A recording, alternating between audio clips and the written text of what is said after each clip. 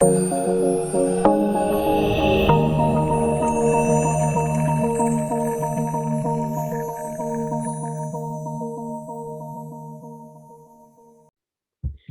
ketemu lagi di channel Belajar Bersama Pak Senona. Kali ini kita akan membahas tentang aplikasi fungsi linear ke dalam ekonomi dan bisnis. Yang pertama adalah tentang fungsi permintaan. Ya, fungsi permintaan ini berhubungan dengan hukum permintaan yang berkata bahwa ketika harga suatu barang naik, maka jumlah barang yang dibeli oleh konsumen akan turun. Ketika harga suatu barang turun, maka jumlah barang yang dibeli oleh konsumen akan naik. Oke, nah dari hukum permintaan tersebut maka dibuatkan rumus di dalam matematika bisnis menjadi Q sama dengan A minus BP. Ya, Q itu adalah quantity atau jumlah produk yang diminta, A itu adalah jumlah produk yang diminta pada saat P sama dengan 0, B itu adalah jumlah produk yang diminta yang dipengaruhi harga produk, dan P ini adalah harga beli produk. Nah, apabila digambarkan ya, Q sama dengan A minus BP ini berada di kuadran pertama. Ya, dia ada berada di kuadran yang pertama, memotong sumbu Q dan memotong sumbu P. Nah, untuk lebih jelasnya maka diberikan contoh Q sama dengan 50 minus 2P. Ya. Berapa nilai Q-nya apabila P-nya adalah 25, 30, dan 50. Kemudian yang kedua, berapa nilai P-nya apabila Q-nya adalah 5, 10, dan 20. Yang ketiga adalah P-max atau harga tertinggi. Yang keempat adalah Q-max atau kuantitas tertinggi. Dan E adalah gambar grafik atau gambar dari persamaan tersebut. Oke. Nah, yang pertama adalah Q sama dengan 50 minus 2P. Nah, kalau P-nya 25, maka Q sama dengan 50 minus 2 dikali 25, Q-nya sama dengan 0. Jadi ketika harganya Rp25, maka Q-nya 0. Ya, tidak ada orang yang mau beli barang tersebut. Kemudian yang kedua adalah apabila nilai P-nya 30. Nah, kalau harganya dinaikkan menjadi Rp30, maka Q-nya adalah minus 10. Ya. Oke. Harga Rp25 saja tidak ada orang yang mau beli, apalagi dinaikkan menjadi 30. Maka Q-nya otomatis adalah minus 10. Oke. Nah, kemudian yang ketiga, apabila harganya 50 unit, ya, dinaikkan sampai 2 kali lipat, maka Q-nya adalah 50 minus 2P, 50 minus 2 dikali dengan 50, 50 minus 100, Q-nya adalah minus 50. Ya, maka semakin banyak minusnya. Oke, nah kemudian yang kedua, apabila Q-nya 5, 10, dan 20. Oke, apabila Q-nya 5, ya, maka kita masukkan ke dalam nilai Q-nya adalah 5. 5 sama dengan 50 minus 2P, 2P sama dengan 50 minus 5, 2P sama dengan 45, P-nya adalah 22,5. Kemudian Q-nya 10. Nah, apabila Q-nya 10, Q sama dengan 50 minus 2P, Q-nya 10 sama dengan 50 minus 2P, 2P sama dengan 50 minus 10, 2P sama dengan 40, P-nya adalah 20. Oke. Kemudian yang ketiga, apabila Q-nya 20, oke, kita masukkan Q-nya 20, ketika jumlah unitnya 20, maka harganya adalah 15. Oke, 20 sama dengan 50 minus 2P, 2P sama dengan 50 minus 20, 2P sama dengan 30, P-nya adalah 15. Oke, kemudian yang ketiga, apabila harganya maksimum. Oke, ketika harga maksimum itu terjadi apabila Q-nya sama dengan 0. Ya, jadi tidak ada orang yang mau beli, itulah harga maksimumnya atau harga tertingginya. Q sama dengan 50 minus 2P, Q-nya kita ganti 0, 0 sama dengan 50 minus 2P, 2P sama dengan 50, P-nya adalah 25. Oke, harga tertinggi terjadi apabila harganya adalah Rp25. Kemudian yang ketiga, maksimum, ya, Qmax. Ya, Qmax terjadi apabila harganya sama dengan 0. Q sama dengan 50 minus 2P, Q-nya sama dengan 50 minus 2 dikali dengan 0, Q-nya adalah 50. Oke. Kuantitas maksimum atau kuantitas tertinggi itu apabila terjadi ketika harga sama dengan 0. Oke, sehingga Q-nya adalah 50. Nah, kemudian yang keempat, ya, yang selanjutnya, ya, yang kelima adalah gambar grafik.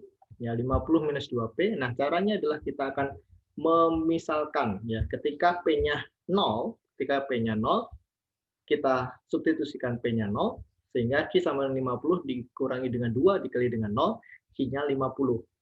Ketika Q-nya 0, maka Q sama dengan 50 minus 2P, kita substitusikan Q-nya 0, 0 sama dengan 50 minus 2P, 2P sama dengan 50, P-nya 25. Oke, berarti Q-nya 50 dan P-nya adalah 25. Kita tarik garis ya, sehingga menjadi persamaan Q sama dengan 50 minus 2P. Oke, kemudian contoh yang kedua, ketika harga produk suatu barang itu Rp100, maka akan terjual 10 unit. Dan harganya, bila harganya turun menjadi Rp75, maka akan terjual 20 unit. Nah, kita disuruh untuk menggambarkan fungsi permintaan tersebut. Dan juga kita menentukan fungsi permintaannya. Oke, nah untuk menentukan rumus fungsi permintaan ini ya kita menggunakan metode 2 titik. P minus P1 dibagi dengan P2 minus P1 sama dengan Q minus Q1 dibagi dengan Q2 minus Q1. P-nya adalah P1-nya adalah 100, P1-nya 100, dan P2-nya adalah 75. Jadi P minus 100 dibagi dengan 75 minus 100 sama dengan Q minus Q1-nya adalah 10 dibagi dengan 20 dikurangi 10. P minus 100 dibagi dengan minus 25 sama dengan Q minus 10 dibagi dengan 10. Kita kalikan silang. 10 dikali dengan P minus 100 sama dengan minus 25 dikali dengan Q minus 10.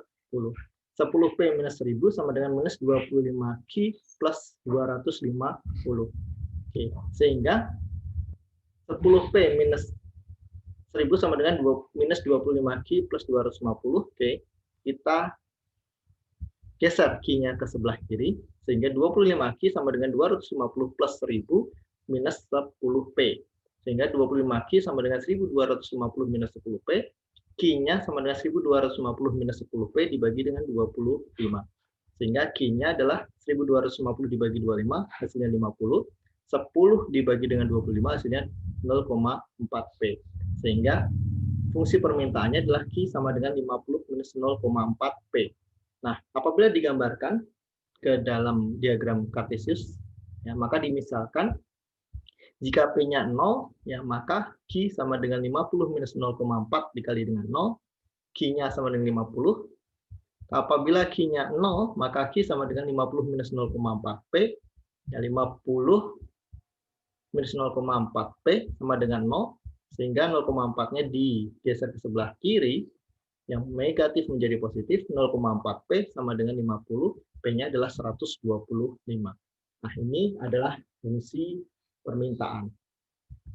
Kemudian yang kedua adalah fungsi penawaran. Nah, fungsi penawaran ini sama seperti di fungsi permintaan, ya sesuai dengan hukum penawaran. Ketika harga suatu barang itu naik, maka jumlah barang yang dijual oleh seorang penjual akan mengalami kenaikan.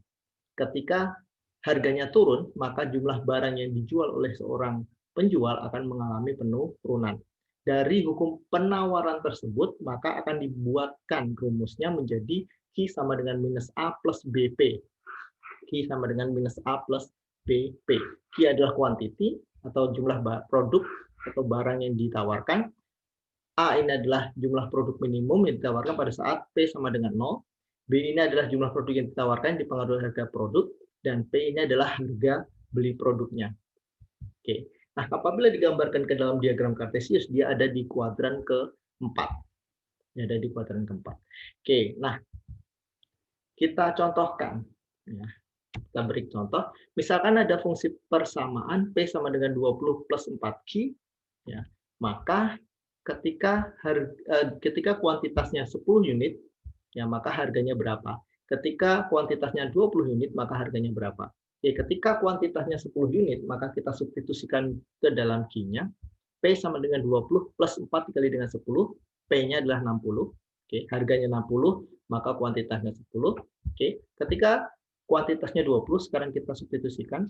Q-nya menjadi 20. P sama dengan 20 plus 4 kali 20.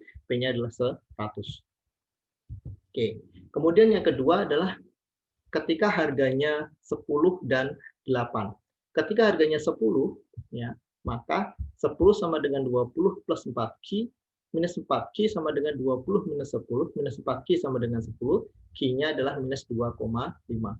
Kemudian yang kedua, apabila harganya 8. Nah, apabila harganya 8, ya, maka 8 sama dengan 20 plus 4Q, minus 4Q sama dengan 20 minus 8, minus 4Q sama dengan 12, Q-nya adalah 12 dibagi minus 4, Q-nya adalah minus 3. Kemudian gambar grafiknya seperti ini, ya. Ketika harganya 0, maka kita substitusikan 0 sama dengan 20 plus 4Q, minus 4Q sama dengan 20, Q-nya adalah 20 dibagi dengan minus 4, Q-nya adalah minus 5. Oke, minus 5 ada sebelah kiri.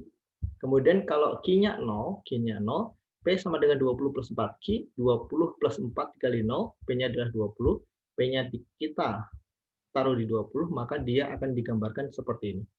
Ya, ditarik garisnya akan menjadi seperti ini. Oke, ini adalah P sama dengan 20 plus 4Q. Kemudian yang kedua, ya, apabila harga suatu produknya 500, maka akan terjual 60 unit. Ketika harganya naik menjadi Rp700, maka produk yang dijual adalah 100 unit.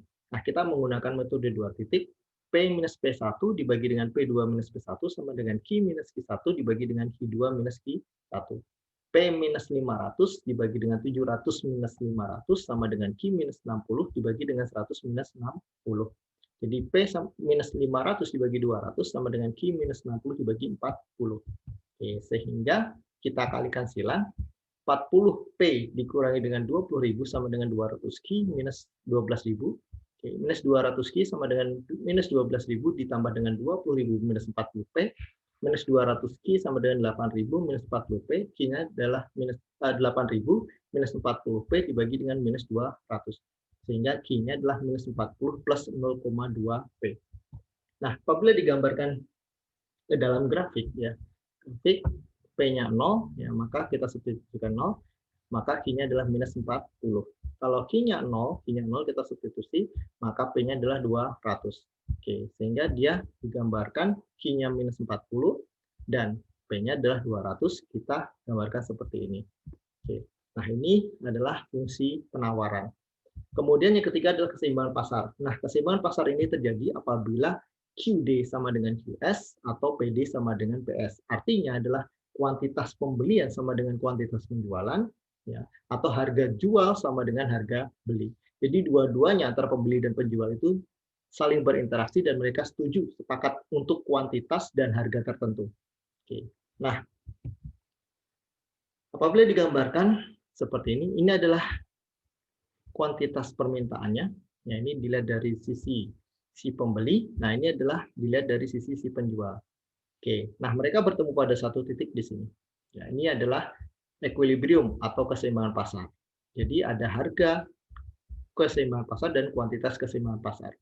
Oke. Nah, contohnya misalkan ada dua fungsi permintaan dan fungsi penawaran, P sama dengan 20 minus Q dan P sama dengan 5 plus 2Q. Nah, kita disuruh untuk menentukan berapakah nilai kuantitas maupun harga keseimbangan pasarnya. Oke. Nah, untuk membahas hal tersebut, maka kita menggunakan rumus PD sama dengan PS. Harga beli sama dengan harga jual. Oke, kita masukkan 20 minus Q sama dengan 5 plus 2Q, minus Q minus 2Q sama dengan 5 minus 20, minus 3Q sama dengan minus 15, Q-nya adalah minus 15 dibagi dengan minus 3. Q-nya adalah 5. Oke. Nah, setelah Q dapat Q5, maka kita substitusikan ke dalam fungsi pertama boleh, ataupun fungsi kedua juga boleh. Oke, P sama dengan 20 minus Q, P sama dengan 20 minus 5, P-nya 15. Sehingga kita tahu bahwa harga keseimbangan pasarnya adalah 15 dan kuantitas keseimbangan pasarnya adalah 5. Oke, mungkin itu saja dari saya hari ini. Terima kasih.